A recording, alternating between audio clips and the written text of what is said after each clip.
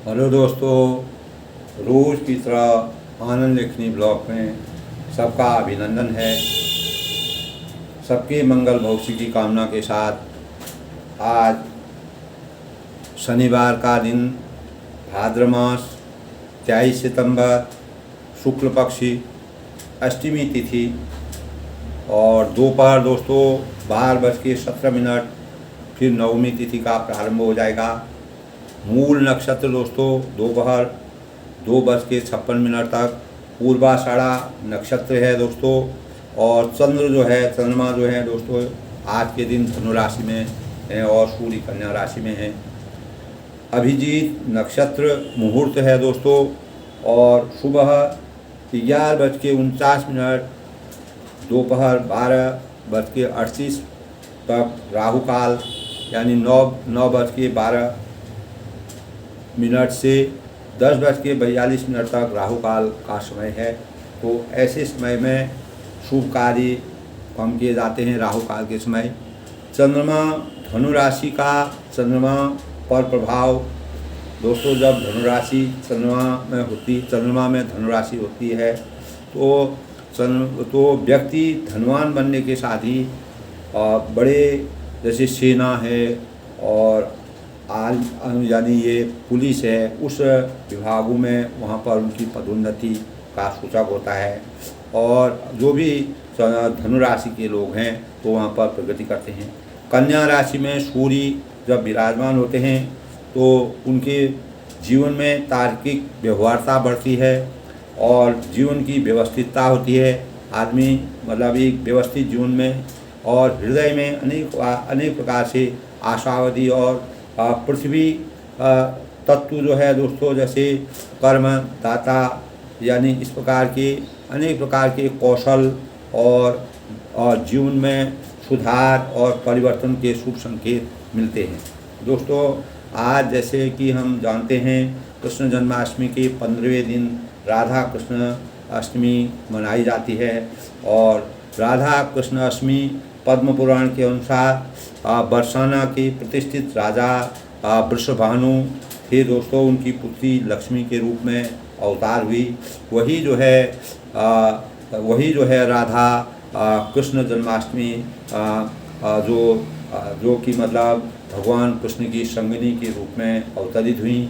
और इसी प्रकार हम राधा कृष्ण जन्माष्टमी का भी आज इस दिन राधा जी का जन्मोत्सव मनाया जाता है और कृष्ण भगवान इसलिए उनकी आराधना करते हैं। और राधा जो है कृष्ण भगवान की संगिनी है दोस्तों। इस प्रकार के हमको थोड़ा सा ज्ञान होता है। हम जब आध्यात्म की तरफ जाते हैं, हमारे आध्यात्म का कैसे विकास हुआ, कैसे हम आध्यात्म की ओर बढ़े, तो इन सब चीज़ों का हमारे मस्तिष्क में ज्ञान होता है। तो शनिवार के दिन, आज शनिवार का दिन है, शनिवार के दिन दोस्तों शनिवार का और हनुमान जी का ध्यान करना चाहिए और पूजा पाठ करने से हमारे जीवन में विशेष महत्व होता है। और शनि जो है शनि की उपासना जीवन को अनेक प्रकार के व्याधि हैं, रोग है और इन प्रकार से अपने प्रकार किसी प्रकार की मुसीबत आती है उसको बचाने के लिए किया जाता है। और दोस्तों ख़ास तौर से शनिवार के दिन मीट मांस और मदिरा और इस प्रकार की जो नशीली चीज़ें हैं उनका सेवन से वर्जित करना चाहिए। लोग ज़्यादातर शनिवार को ही चीज़ का खाते हैं जो कि हमारी धार्मिक परंपरा के अनुसार उसको मना किया गया है। अगर हम इस दिन शनिवार के दिन ऐसा करेंगे तो शनि देवता हमारे ऊपर रुष्ट हो सकते हैं। तो अपने को बचाने के लिए, अपने व्याधि को, अपने रोग को, अपने जीवन में कोई भी अशांति होने वाली, गलत कार्य होने वाले, उनको बचाने के लिए हमें थोड़ा सा संयम रखना चाहिए। उसी संयम से हम कहते हैं क्या होगा कुछ नहीं, लेकिन ये है कि अगर हम उस दिन बच सकें तो हमारे अंदर जो नकारात्मक ऊर्जा होती है वह सकारात्मक ऊर्जा में परिवर्तित हो जाती है। और ख़ास तौर से दोस्तों हनुमान जी और शनिदेव का पूजा करने से बहुत ही अच्छे फायदे मिलते हैं। कलयुग में शनिदेव और हनुमान जी का बड़ी महिमा इस प्रकार का हमारे शास्त्रों में वर्णन है। और इस दिन दोस्तों जो ज़रूरतमंद होते हैं, जो नीडी लोग होते हैं, उनको आप इच्छा अनुसार काली चीज़ों का दान कर सकते हैं, जो जो ग्रहण करते हैं, जिनको ज़रूरत है। और अनेक प्रकार से जैसे काला कपड़ा है और कंबल है, उड़द की दाल है जो काली उड़द होती है, और शनि चालीसा का पाठ करना और हनुमान चालीसा का पाठ करना इस दिन शुभ माना जाता है। तो ऐसा करने से दोस्तों शनिदेव खुश होते हैं। मान लीजिए हमारे, आज मैं सवेरे ही देख रहा था कि हमारे जीवन में अगर शनि की दशा अच्छी नहीं है तो हम अनेक प्रकार के विधान करके, अनेक प्रकार के संयम करके, साधना और संयम में इतनी शक्ति होती है दोस्तों, हम अपने संयम करके शनिदेव की उपासना करें। ओम शम शनिश्चराय नमः, ओम शम शनिश्चराय नमः, इस प्रकार का जाप अगर हम करेंगे दोस्तों, निश्चित ही आप माला के माध्यम से या किसी भी, मैं आध्यात्मिक से जो लोग जुड़े हुए हैं खास तौर से उनसे अनुरोध है कि दोस्तों शनिदेव का उपासना करने से हमारे जीवन के अनेक प्रकार के, जो हमारे जीवन में हमारे ग्रह नक्षत्र के अनुसार जो हमारी खराब दशाएं होती हैं उसको दूर करती हैं। अनेक लोगों की के ग्रहों में, और जो हमारी जन्म पत्रिका होती है जिसमें हम जन्म लेते हैं जिस जन्म काल में, उस समय दोस्तों हम जिस ग्रहों में पैदा होते हैं तो हर चीज़ का कुछ न कुछ निदान भी होता है दोस्तों। तो निदान करने के लिए कोई कुछ नहीं करना है, आपको अपने हिसाब से जीना है, वैसी करना है, रोज़ की परंपरा के अनुसार दैनिक जीवन यापन करना है। शनिवार का शनि का ध्यान लगाइए, और शनि को तेल और पीपल के पेड़ के नीचे शनिवार के दिन अगर किसी का शनि परेशान कर रहा है, किसी को चोट पटक लग रही, कोई इस प्रकार का हो रहा है, सामान्य सी चीज़ है, आप जाकर के दिया जलाइए शनिवार, शनि जी को प्रणाम करिए। और निश्चित ही जो है आपके जीवन में जो विघ्न बाधाएँ आ रही हैं, किसी भी व्यक्ति के आ रहे हैं, वैसे कठिनाइयाँ तो जीवन पर्यंत इंसान जब पैदा होता है कठिनाइयाँ आती रहती हैं, लेकिन इन समाधानों करने से, ऐसा करने से हमारे जीवन में जो परेशानियाँ हैं उससे हम बच सकते हैं, और जब तक हमारा जीवन है हम सुख की अनुभूति कर सकते हैं। तो शनिदेव और हनुमान जी जो हैं का कलयुग में दोस्तों, इन दोनों का पूजन करने से, ध्यान लगाने से, जितना आप हनुमान चालीसा का रोज़ पाठन करेंगे, निश्चित ही हमारे जीवन में सकारात्मक ऊर्जा पैदा होगी दोस्तों। इस प्रकार जो है शनि तो हमारा जीवन है दोस्तों।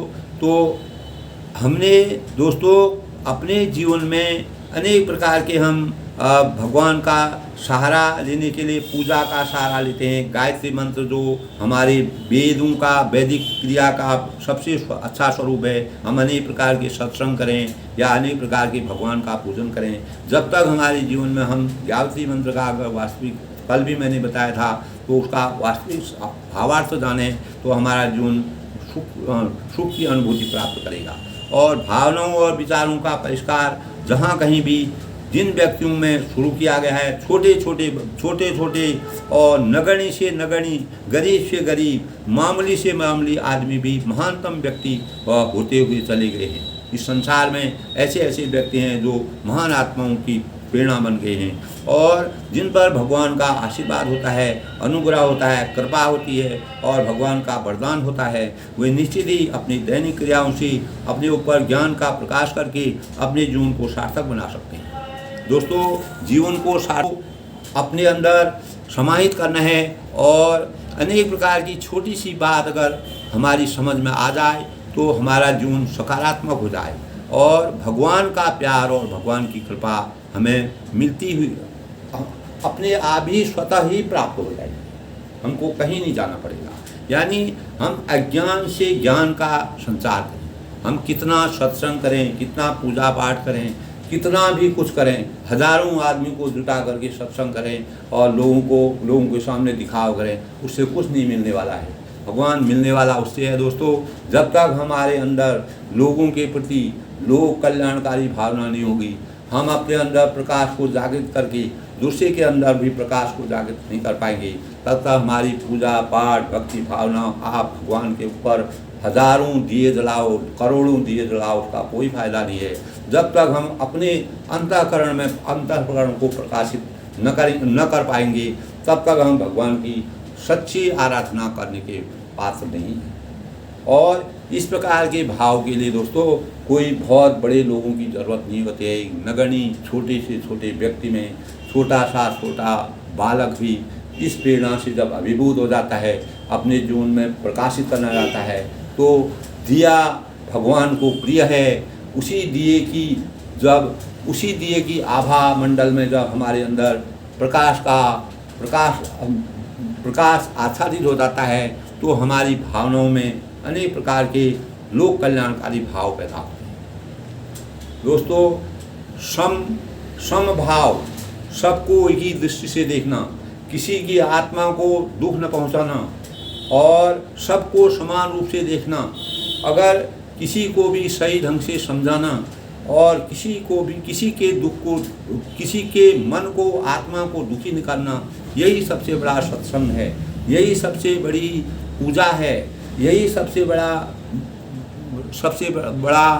सत्संग की रूपरेखा है। और यही इसी से हमारे जीवन में अनेक प्रकार का प्रकाश अपने आप ही आ जाएगा। जिस प्रकार हम भगवान को प्रसन्न करने के लिए उनके मंदिर में उनके सामने दिया जलाते हैं, दिया दोस्तों प्रेम का सूचक होता है। जब बाती दिए से मिलती है उसमें प्रकाश पैदा होता है, वो पूरे संसार में उजाला का एहसास करता है। हमारे अंदर एक प्रकार का ज्ञान यानी एक प्रकार का भाव पैदा होता है। प्रकाश से हमारा जीवन में अनेक प्रकार की ज्योति का संचार होता है।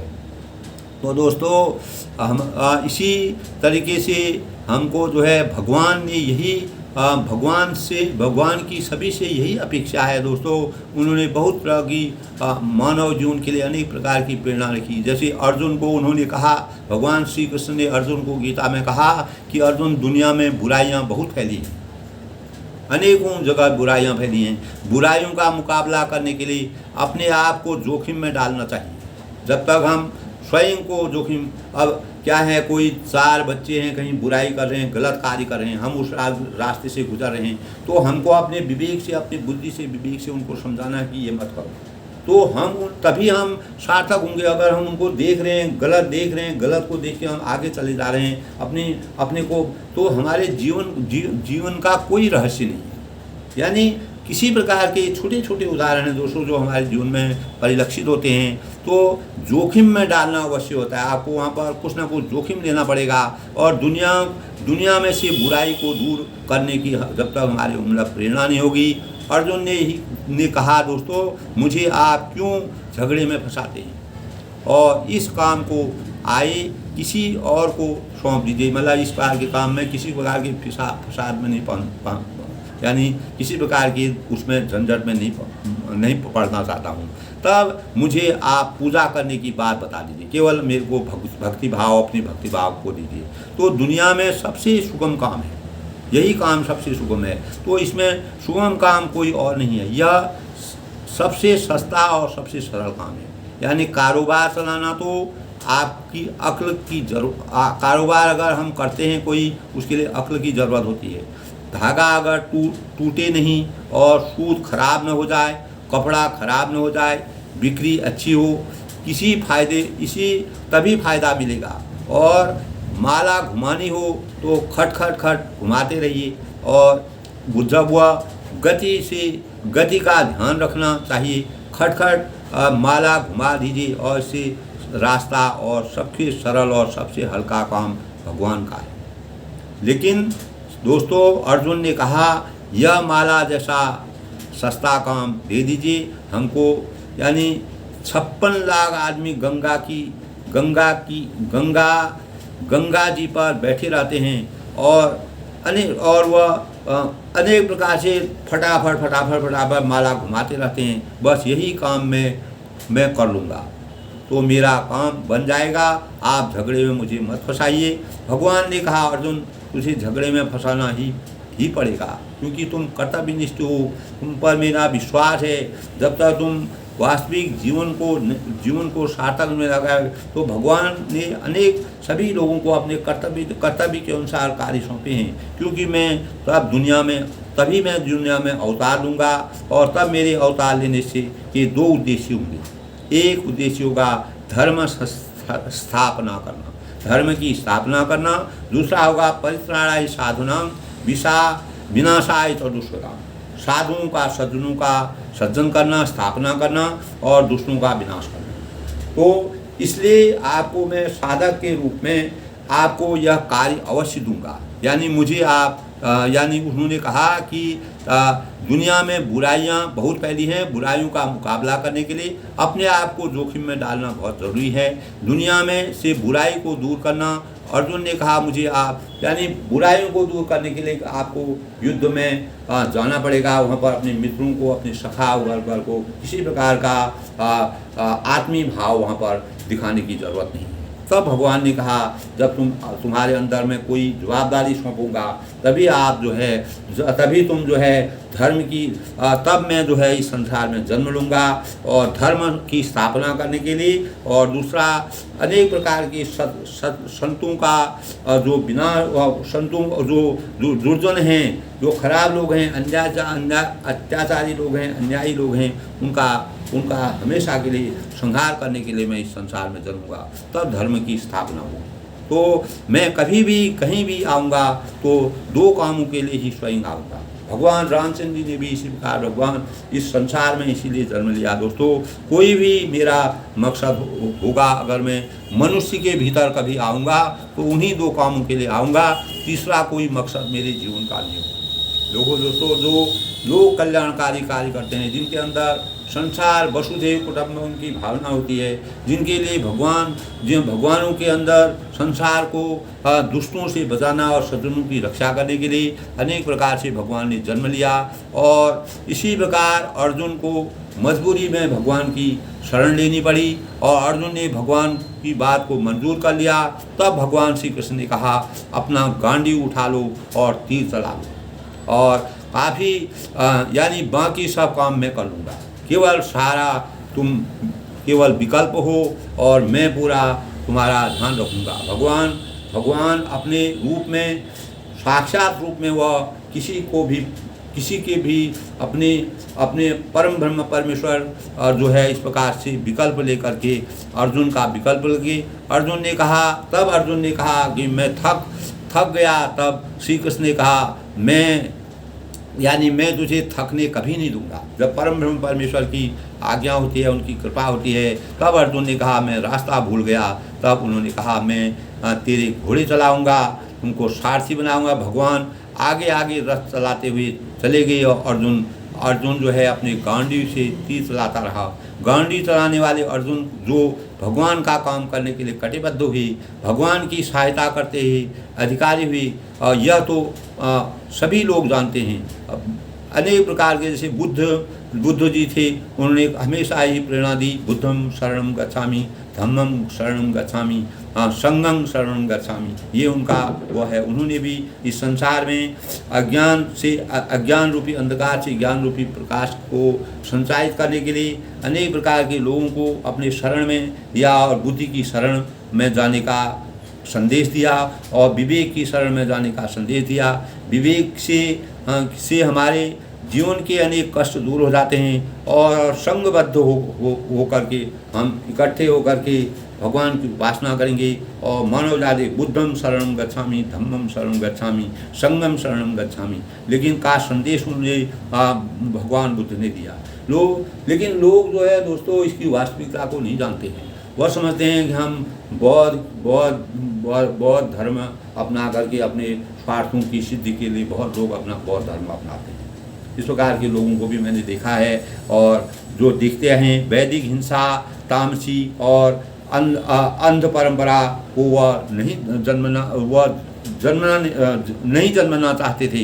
यानी उनके लिए धर्मगत संघर्ष किया उन्होंने हमेशा, और उन्होंने हमेशा भगवान के सानिध्य में उन्होंने अपने जीवन को बिताया। इस प्रकार दोस्तों हमारे जीवन में मर्यादा की रक्षा करने के लिए, मानव जीवन की रक्षा करने इस संसार में जन्म लिया। उसी प्रकार भगवान रामचंद्र जी ने अनेक प्रकार के संतों की रक्षा करने और धर्म की स्थापना करी और अधर्म को जड़ से समाप्त करने के लिए संसार में मानव रूप में अवतरण लिया। तो तभी कहा है पुरुषों में इस प्रकार रामचंद्र जी का शरीर का वर्णन है। पुरुषों में सिंह के समान सिंह रूप दोनों भाई हैं। राम लक्ष्मण मुनि का भय करने के लिए, यानी भय हरने के लिए प्रसन्न होकर चले।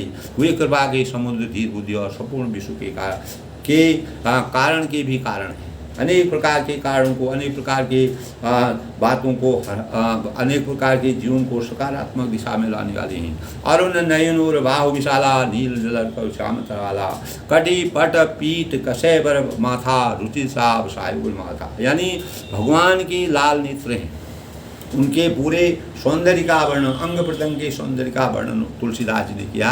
और चौड़ी छाती है और विशाल भुजाएँ हैं और नील कमल और कड़ा यानी तमाल के वृक्ष की तरह श्याम शरीर है। कमर में पीताम्बर है और पहने हुए सुंदर तरकस कसे हुए हैं। दोनों हाथों में सुंदर धनुष और बाण विराजित है। श्याम गौर सुंदर दो भाई, विश्वामित्र महानिधि भाई, प्रभु ब्रह्मन देव में जाना, मोहि नीति पिता तजु भगवाना। श्याम और गौरवर्ण के दोनों भाई परम सुंदर हैं, सौंदर्य के प्रतीक हैं। विश्वामित्र को महान निधि प्राप्त हो गई।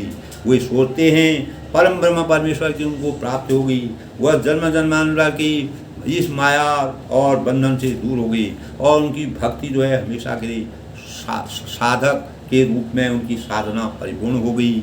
मैं जान गया कि प्रभु ब्रह्मणी देव ब्राह्मणों के भक्त हैं और मेरे लिए भगवान की अपने पिता को भी छोड़ दिया। भगवान ने इतना बड़ा कृपा मेरे लिए की कि अपने माता पिता तक को परित्याग कर दिया। ये बहुत बड़ी बात है।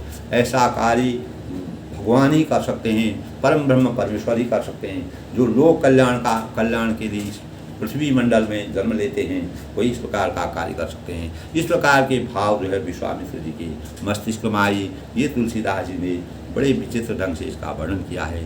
चले जात मुनि दीन दिखाई, सुन ताड़िका क्रोध कर दिखाई, एक ही बान प्राण बेर लेना, दीन जान दी।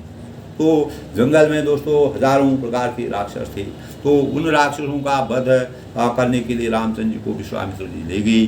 तो मार्ग में चले जाने पर मुनि ने ताड़िका को दिखलाया और शब्द सुनते ही वह क्रोध करके दौड़ी और श्री राम जी के बाण से उसके प्राण हर लिए। एक ही बाण से भगवान रामचंद्र ने उसको हर दिया ताड़िका को, और दीन जानकर उसको निज पर अपना दिव्य स्वरूप दिया। फिर भी भगवान ने उनके बाण से, यानी उसके वह अज्ञान रूपी अंधकार में डूबी रही थी, उसको ज्ञान रूपी प्रकाश, यानी जैसे दीपक का प्रकाश होता है, उसको उससे दे करके उसको परम ब्रह्म परमेश्वर का आशीर्वाद हुआ और वह ब्रह्मलोक को उसको मोक्ष की प्राप्त। तो भगवान ने उसको भी मोक्ष प्राप्त कर दिया। तब ऋषि निज नाथ दीनी, विद्या निधि कहूँ विद्या दीनी, जाते लगा लाग न क्षुधा पिपासा, अतुलित बल तनुतीर प्रकाशा। यानी तब ऋषि विश्वामित्र ने प्रभु के मन में विद्या का भंडार समझते हुए भी लीला को, जो लीला थी विद्या का भंडार था, भगवान विष्णु पर उन्होंने तपस्या की थी और तपस्या के बल से उन्होंने भगवान को प्राप्त किया। ऐसी विद्या दी जिससे भूख प्यास न लगे और शरीर में अतुलित बल और तेज का प्रकाश हो। तो दोस्तों प्रकाशवान जब शरीर हो जाता है, जीवन अब हमारा प्रकाशित हो जाता है, तो अब हम इस संसार में धन्य के भागी कहलाते हैं। हमारा जीवन कृतार्थ हो जाता है। हम हमारे जीवन में जब ज्योति का आभार हो जाता है, तो हमारे जीवन में भूख प्यास सब से हमको कोई लेना देना नहीं होता है। प्रभु की कृपा जब हो जाती है, सब चीज़ हमें अपने आप ही वह उपलब्ध हो जाता है। इस प्रकार की कृपा, इस प्रकार की दयालुता, इस प्रकार के भाव, इस प्रकार की शक्ति भगवानों के ऊपर विराजमान है। तो विश्वामित्र जी भगवान परम ब्रह्म परमेश्वर भगवान राम और लक्ष्मण जी का आशीर्वाद ले रहे हैं, उनकी कृपा का आनंद ले रहे हैं और इस संसार में अपनी साधना और साधक बन करके साधना के बल से परम ब्रह्म परमेश्वर की उन्होंने प्राप्ति कर दी। आयुध सर्व सर्प समर्पित के प्रभु निज आश्रम आन, कंद मूल फल भोजन दीन भगति। यानी तब अस्त्र शस्त्र समर्पण करके मुनि प्रभु श्री राम जी ने अपने आश्रम में ले आए और उन्हें परम हितु जानकर भक्तिपूर्वक कंद मूल फल। दोस्तों उस समय अनेक जंगलों में, विषम और भीषण जंगलों में मुनि अपनी तपस्या करते थे, जहाँ पर एकदम राक्षसी माया थी चारों तरफ। मुनि लोग अपनी तपस्या के लिए एकांत में जाते थे। जैसे मैंने कल आपको बोला थोड़ा दोस्तों, एक वीडियो के माध्यम से मैंने दिया है कि मौन करने से, मौन साधना में वो रहते थे। मौन साधना करने से हमारे जीवन में कितना उपकार होता है, मनुष्य का जीवन कितना सार्थक हो जाता है, हमारे अंदर कितना ज्ञान आता है। इसी प्रकार साधु संत भी अनेक प्रकार की कंदराओं में और गुफाओं में, झीलों में, नदियों के किनारे और गुफाओं में, हिमालय पर्वत की कंदराओं में जा कर के भक्तिभाव करते थे। इसी प्रकार विश्वामित्र जी ने भी अपनी भक्तिभाव की, इसी से उनको रामचंद्र जी की प्राप्ति हुई।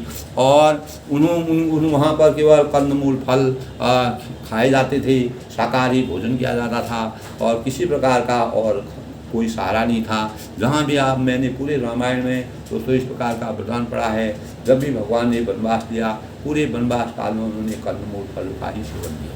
यानी प्रात कहा मुनि सब रघुराई, निर्भय जग की कहूँ तुम जाई, होम करण लागे मुनि धारी, आप रहे मक्खी रखवारी। यानी सब सवेरे श्री रघुनाथ जी ने मुनि से कहा कि आप जाकर निडर होकर यज्ञ कीजिए, केवल आप तपस्या कीजिए। अब आपको इस संसार में किसी प्रकार का कोई डर नहीं है और कोई भी राक्षस अगर आएगा उसको हम आपकी यज्ञ में किसी प्रकार की बाधा नहीं डालने देंगे। और यह सुनकर सब मुनि हवन करने लगे और आप श्री राम जी यज्ञ की रखवाली करते रहे। भगवान श्री राम और लक्ष्मण उनके यज्ञ की रक्षा लिखे। कितना बड़ा जीवन है। परम ब्रह्म परमेश्वर जो परमात्मा है, अंतर्यामी हैं, वह विश्वामित्र की रखवाली कर रहे हैं। कितनी बड़ी बात है दोस्तों।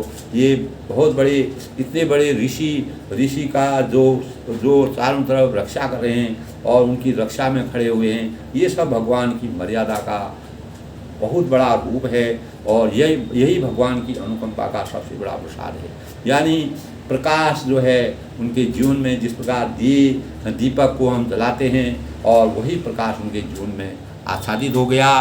तब सुनि मारी निशाचर कोई, ले सहाय बाबा मुनि दोही, बिनु फरबान राम ही मारा, सदर योजन का रागर। अब एक एक करके जो है राक्षसों का विनाश कर रहे हैं भगवान। जैसे जैसे वहाँ पर राक्षस आ रहे हैं, राक्षसों को क्या मालूम, यहाँ पर परमेश्वर भगवान श्री राम जी का उदय हो गए हैं और वो आ गए हैं।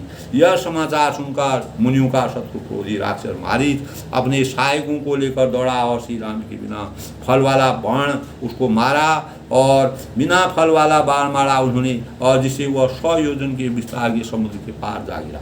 तब वह 100 योजन दूर पार जो है समुद्र के पार गिरा। इस प्रकार की शक्ति भगवान की माया में थी और इस प्रकार से वो राक्षसों का विनाश कर देते थे। पावक सर सुबाह सुन मारा, अनु निशाचर कटु संहारा, मार सूर्य निर्भयकारी, स्तुति करें देव जारी। तब सुबाहु को अग्निबाण मारा। तो मारीच और सुबाहु दो राक्षस थे जो विश्वामित्र को बहुत सताते थे, बहुत परेशान करते थे। उनके यज्ञ और साधना में अनेक प्रकार की बाधाएं डालते थे, उनको परेशान करते थे। एक ही बाण से भगवान ने उनका मारा, सुबाहु को अग्निबाण मारा और इधर छोटे भाई लक्ष्मण जी ने राक्षसों की सेना का संहार कर डाला और जितने भी राक्षस वहाँ थे सबका बारी बारी से उन्होंने संहार किया। इस प्रकार श्री राम जी ने राक्षसों को मारकर ब्राह्मणों को, जो भी वहाँ पर तपस्वी ब्राह्मण जो भी भगवान की साधना कर रहे थे, सबको निर्भीक कर दिया, निडर कर दिया। किसी प्रकार का विषाद, किसी प्रकार का भय उनके जीवन में नहीं रहा।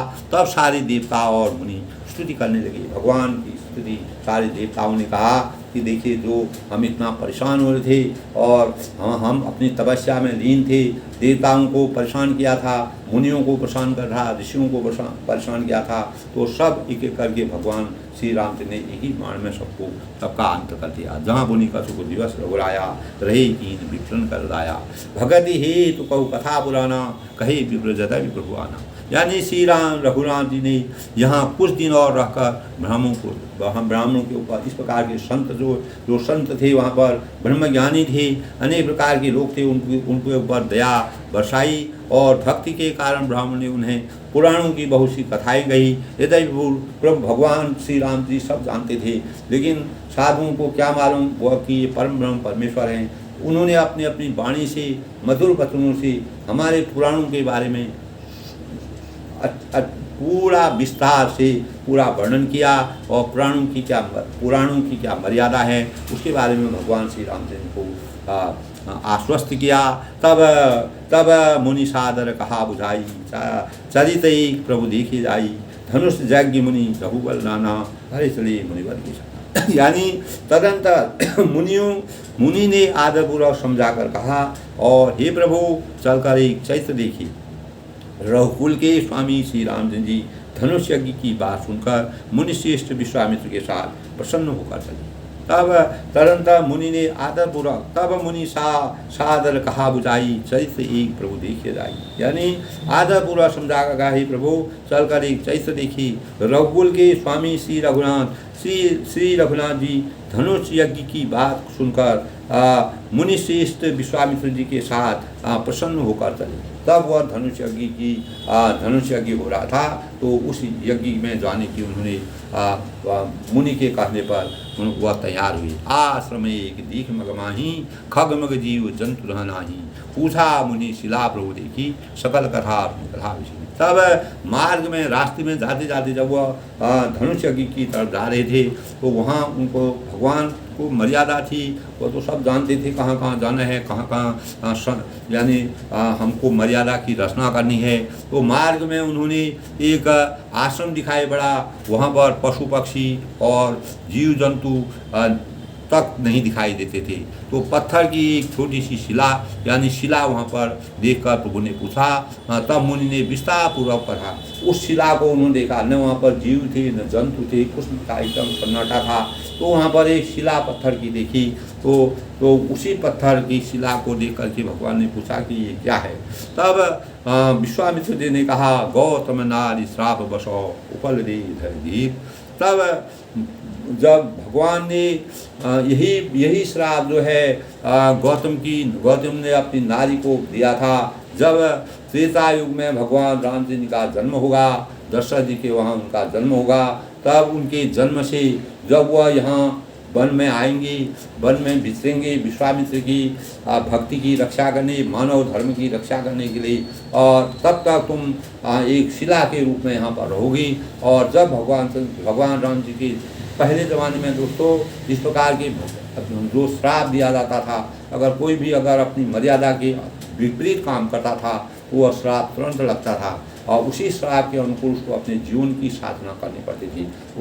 उतने समय तक साधना की जाती है। दोस्तों श्राप आज भी लगता है, ऐसा नहीं है। अगर कोई किसी आत्मा को दुखाता है, कोई गलत कार्य करता है, हम अपनी मर्यादा से बिछुड़ जाते हैं, लेकिन आज हम अपनी मर्यादा से हटते हैं तो वह चीज़ इंसान को आज भी जो है अनेक प्रकार के गलत कार्य जो करता है उनको अनेक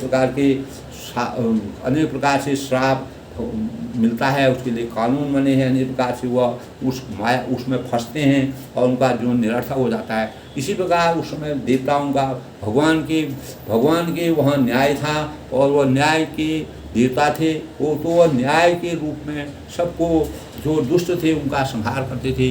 तो गौतम ऋषि भी थे, उन्होंने भी अपनी नारी को किसी कारणवश, वृत्तांत बड़ा लंबा है, तो उनको श्राप दे दिया, और उन्होंने कहा कि जब मर्यादा पुरुषोत्तम भगवान रामचंद्र जी त्रेता युग में दशरथ जी के वहाँ जन्म लेंगे, वह इस यहाँ पर विश्वामित्र की भक्ति की रक्षा करने के लिए आएंगे, तब वह इस रास्ते से गुजरेंगे।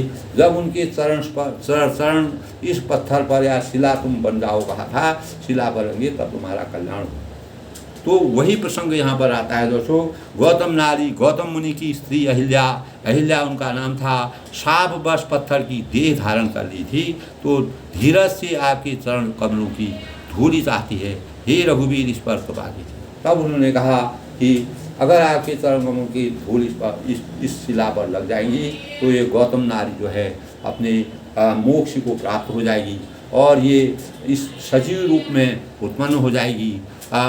तब भगवान ने कहा, पर सत पद पावन शोक नशावन प्रकट भई तप पुंज सही, देखत रघुनायक जन सुखदायक, सन्मुख हो इन जोरी कही, अति प्रेम अधीरा पुलग शरीरा, मुख नहीं आवही पसन कही, अतिशय बड़भागी चरण लागी, जुगल नहीं जल भागी। यानी पर सत पद पावन शोक नशावन प्रकट भई तब पुंज सही, यानी श्री राम जी के पवित्र और शोक को नाश करने वाले चरणों का स्पर्श पाते ही सचमुच वह तपोमूर्ति अहिल्या प्रकट हो गई। उस पत्थर पर प्रकट होगी। ऐसी दिव्य माया भगवानों की थी दोस्तों।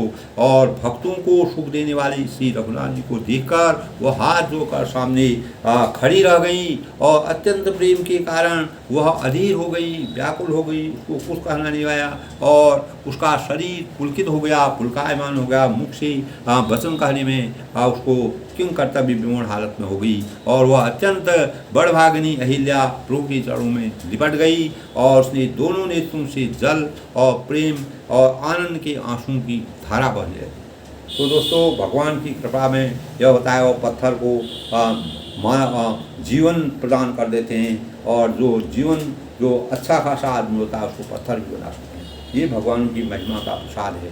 परम ब्रह्म परमेश्वर जब साक्षात रूप में इस पृथ्वी पर जन्म लेते हैं तो अनेक प्रकार के इस प्रकार के जो लोगों हैं, जो कल्याण जिनका करना है उनका कल्याण करके उनके जीवन को मोक्ष प्राप्त करते हैं। यही हमको रामचंद्र की तुलसीदास विरचित मर्यादा की रक्षा के लिए भगवान रामचंद्र ने इस संसार में अनेक लोगों का उद्धार किया। उसी उद्धार के कारण अहिल्या भी एक शिला से अपने पति के द्वारा, मुनि के श्राप के द्वारा वह जब उनको शिला बना दिया तो उस शिला से वह उसको जीत नहीं कर सकते थे, भगवान रामचंद्र जी ही उसको कर सकते थे। तब उन्होंने कहा त्रेता में जब भगवान राम जी पैदा होंगे, अपना रूप लेंगे, वह अवतार लेंगे, तभी तुम्हारा उद्धार होगा। उन्हीं के चरण कमलों की रस से तुम्हारा उद्धार संभव है, अन्यथा तुम्हारा उद्धार नहीं होगा। ये इस प्रकार के मुनि के श्राप भी पहले लगते थे। अपनी पत्नी को उन्होंने इस प्रकार का श्राप दिया था। बहुत लंबी कथा है दोस्तों। धीरज मन कीना प्रभु कहु चीना, रघुपति कृपा भगति पाई, अति निर्मल बानी स्तुति ठानी, ज्ञान गम्य जय रघुराई, मैं नारी अपावन प्रभु जग पावन, रावण रिपुजन सुखदाई, राजू विलोचन भव भव भव भय मोचन, पाहि पाहि शरण आई। यानी फिर उसने मन में धीरज धरकर प्रभु को पहचाना और श्री रघुनाथ जी की कृपा से भक्ति प्राप्त की और तब अत्यंत निर्मल वाणी से उसने इस प्रकार स्तुति प्रारंभ की कि हे ज्ञान के और जानने योगी श्री रघुनाथ जी, आपकी जय हो, आपकी जय जयकार हो। इस संसार में आप व्याप्त हुए, आपकी जय हो। मैं सहज ही अपवित्र स्त्री हूँ, मैं पवित्र नहीं हूँ, मैं अपवित्र स्त्री हूँ। और हे प्रभु, आप जगत की पवित्र करने वाले हैं। संसार को पावन, जिस प्रकार गंगा की नदी से पूरे संसार का कल्याण होता है, पूरे संसार के अज्ञान रूपी अंधकार, मैले कुचले गंदगी को साफ करके गंगा में निर्मलता, अपनी निर्मलता को अभिनीत होती है, इसी प्रकार ही भवसागर की अनेक दुष्ट आत्माओं का और अनेक प्रकार की अत्याचारी आत्माओं का भी आपको आपने मोक्ष प्राप्त करके संसार को सृष्टि को जीवित रखा है। और पवित्र करने वाले भक्तों को और जो भी आपके भक्त हैं, जो आपके शरणागत हैं, जो आपकी भक्ति भाव में रात दिन लगे हुए हैं, उनको सुख देने वाले हैं। रावण के शत्रु हैं और जो रावण जो आपके शत्रु हैं, हे कमल नयन, हे संसार जन्म मृत्यु के भय को छुड़ाने वाले, इस संसार से मोक्ष प्राप्त करने वाले भगवान, मैं आपकी शरण आई हूँ, मेरी रक्षा कीजिए, रक्षा कीजिए। तब अहिल्या ने कहा कि मेरी रक्षा कीजिए, मैं अपवित्र नारी हूँ, मेरे को मुनि का श्राप मिला हुआ है, अनेक प्रकार के अत्याचारों से आपने इस जगत को बचाया है, तो आपकी जय हो। इस प्रकार की अपने मन ही मन सोच करके भगवान की आराधना करते हैं, भगवान को प्रणाम करते हैं। तो मुनि श्राप जो दीना, अति भल कीना, परम अनुग्रह में माना, देखो हरि लोचन, हरि भव मोचन, यही लाभ रोशन कर। देखो, बुराई में भी अच्छाई छुपी है दोस्तों, ये निश्चित है। मैंने पहले भी बताया था दोस्तों, हम अनेक प्रकार की हो जाते हैं, उस बुराई में भी अच्छाई छिपी होती है दोस्तों। विनती प्रभु मोरी, मैं मति भोरी, नाथ न मांगूं बर आना, पद कमल परागा रसन रागा, मम मन मधुप करे पान। अब जो है, जब मुनि ने उनको इस प्रकार का, गौतम मुनि ने उनको श्राप दिया था, तो वह अब समझ रही है अपने मन में कि जो वह श्राप मिला वह मेरे धन्य के लिए मिला। वह श्राप भी भले ही उस समय मेरे लिए बुरा था, लेकिन आज वह मेरे को मोक्ष की प्राप्ति दिला रहा है। परम ब्रह्म परमात्मा के मुझे दर्शन हो रहे हैं, अद्भुत दर्शन हो रहे हैं। तब वह कहती है, मुनि ने जो मुझे श्राप दिया सो बहुत ही अच्छा किया, उसका भी लाभ, यानी बुराई भी अगर कोई भी होती है, कभी परेशानी होती है, कभी कठिनाई आती है, उसमें भी कुछ ना कुछ अच्छाई छुपी रहती है दोस्तों। मैं उसे अत्यंत अनुग्रह करके मानती हूँ, और जिसके कारण मैंने संसार की छुड़ाने वाले श्री हरि आपको नेत्र भर कर देखा। अगर उनको ऐसा श्राप नहीं दिया होता, कहाँ अहिल्या होती, कहाँ भगवान रामचंद्र जी होती, भगवान के परम पद वह नहीं प्राप्त करते। तो मुनि के श्राप से और उसको मुनि के श्राप ने आज जो है त्रेता युग में उनका प्रादुर्भाव हुआ और वे उत्पन्न हो गई, और वे मानव रूप में आकर के हमेशा हमेशा के इस जन्म मरण के जंजाल से दूर होकर के मोक्ष की प्राप्ति होगी, परम पद भगवान की प्राप्ति उन्होंने कर ली।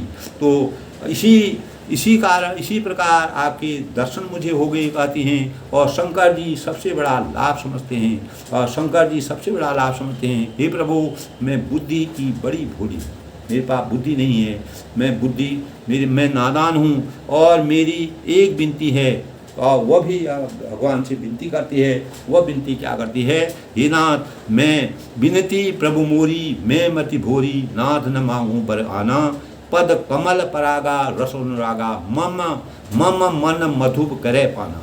यानी मैं एक विनती करती हूँ, एक वर मांगती हूँ, केवल यही चाहती हूँ कि मेरा मन रूपी भौरा, मेरा जो मन रूपी भौरा है, और वह आपके चरण कमलों की रस से प्रेम रूपी रस का सदा पान करते हैं।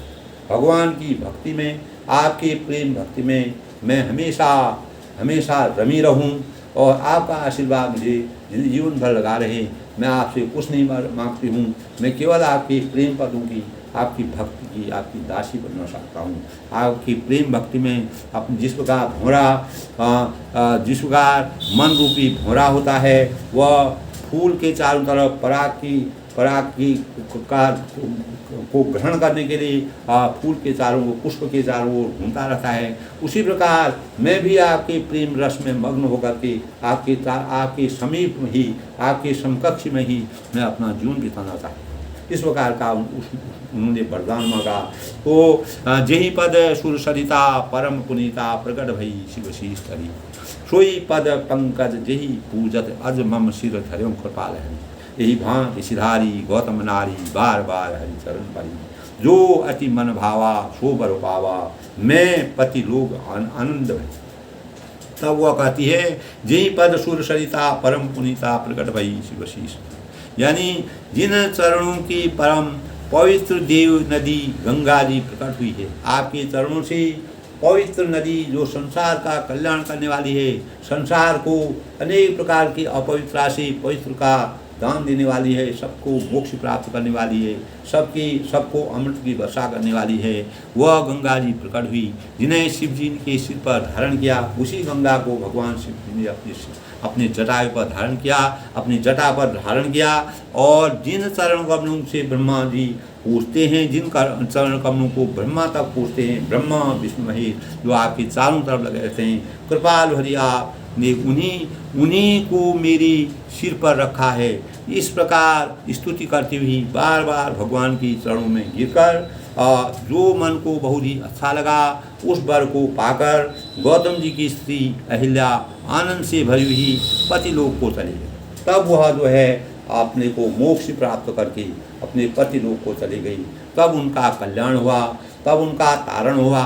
तो दोस्तों, भगवान ने इस संसार में जो भी इस प्रकार के लोग थे, जो किसी भी बात से त्रस्त थे, परेशान थे, और उनका उद्धार करने के लिए संसार में जन्म लिया, और मर्यादा की रचना के लिए।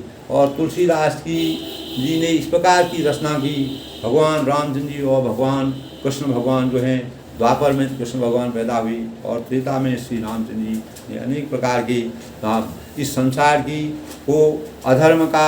अधर्म को हमेशा के लिए मिटाने के लिए, और सत्य की रचना के लिए, धर्म की स्थापना करने के लिए इस संसार में पैदा होना पड़ा। अनेक प्रकार के जो इस प्रकार के लोग थे, उनको मोक्ष प्राप्त करने के लिए भगवान का अवतरण हुआ, और उसी अवतरण से लोगों का कल्याण हुआ, जन कल्याणकारी का लोक पराकार, और सृष्टि का सृजन इसी प्रकार हुआ, सृष्टि की रचना बनी, और मर्यादा का इस संसार में संसार हुआ। तब दोस्तों, अशुभ बुदीन बंधुहरि कारण सहित दयाल, तुलसीदास ही बधु छाण कपट जंजाल। तब तुलसीदास जी कहते हैं कि हे प्रभु रामचंद्र जी, ऐसे दीन बंधु और बिना ही कारण दया करने वाले जी। तुलसीदास जी कहते हैं कि हे सठ मन, तू कपट जंजाल छोड़कर उन्हीं का भजन कर। तब अपने को तुलसीदास जी अपने मन को, अपने हृदय को कोसते हैं। तब आज के युग में भी दोस्तों हम अपने अज्ञान रूपी अंधकार से अपने मस्तिष्क के कपट को, इस माया जाल के बंधन को, इस संसार के अनेक प्रकार के कष्टों से और मानव के ऊपर इतना जो हमारे अंदर अहम भाव आता है, जो हमारे अंदर अनेक प्रकार की गलत भावनाएं आती हैं और जो हमारे अंदर अनेक प्रकार के संताप आते हैं, इनसे हमको हमेशा के लिए विरक्त करके हमको ज्ञान रूपी प्रकाश का संचार करके भगवान का आशीर्वाद प्राप्त हो, उसी से हम संसार में। तब तुलसीदास जी ने अपने आप को स्वयं कोसा, अपने को कोसा कि मानव जीवन पा करके कि अगर हम दया के भगवान के पात्र नहीं बने, भगवान की कृपा में, भगवान की भक्ति में अगर हम लीन नहीं हुए, तो तुलसीदास ने कहा कि मन तू सठ है, तू दुष्ट है। अगर इस प्रकार के भगवान की चरण आपको मिल रहे हैं, तब भी तुम जो है इस संसार की कपट के जंजाल में फंसे हो। तो दोस्तों, हमको अनेक प्रकार के अपने कर्तव्यों का निर्वहन करते हुए और समस्त कार्यों को करते हुए भगवान के परम पद को प्राप्त करने की अभिलाषा होनी चाहिए। भगवान और लोक कल्याणकारी कार्य करने की हमारे अंदर वो होनी चाहिए। अपने को बाहुबली बनाना, अपना विस्तार करना, अपने को बलशाली बनाना और अनेक प्रकार से अत्याचार, अन्याय, अधर्म करना और अनेक प्रकार से संसार की माया, मोह, बंधन से छुटकारा पाने के लिए अगर हम अपने जीवन को सार्थक बनाना चाहते हैं, केवल हमारे लिए एक ही रास्ता है, वही है परम ब्रह्म परमेश्वर।